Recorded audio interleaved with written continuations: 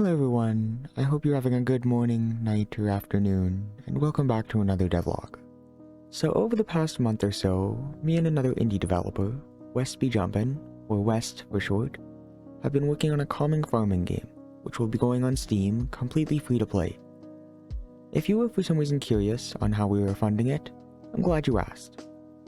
If you don't already know, we've also been working on a first-person package for the Unity Asset Store. It will be sold for $15 USD with a 10% discount for the first week, and will be hopefully finished through Unity's review process in the coming weeks of March.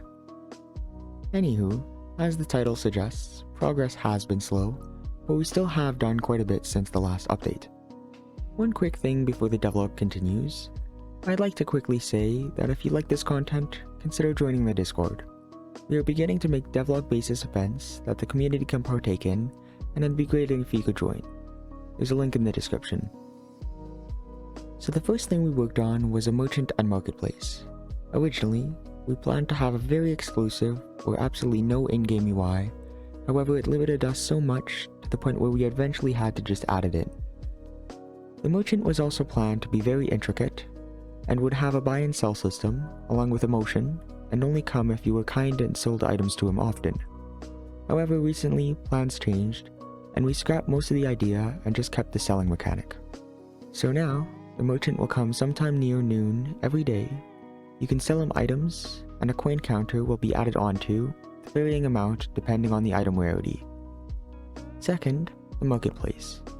It's mostly just a place for the player to buy different items, although with the complexity of different items being added to their list of what they can buy as they go throughout the game. This will depend on factors like how much they built, how much they've sold, and how much they've bought. So the player is mostly just encouraged to play the game and have fun at their own speed. Next, we have voids, or in other words, fish. Depending on how long you've been around for, you may have already seen these on West's channel. However, it's never really occurred to me, but I've never covered these aside from on the Discord. The fish are game objects that move around with a singular animation and bob up and down in a sine wave. They're actually rather complex in order to have an avoidance system with other fish, yet still not be too performance intensive, but I can't really talk too heavily on them since I didn't develop them much. Lastly, we worked on a few menus.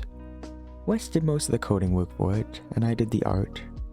We currently have a main menu, settings, and pause menu, all of which will be getting an upgrade in the future since they currently just have minimal features, but here's how they all look, since for the most part that won't change.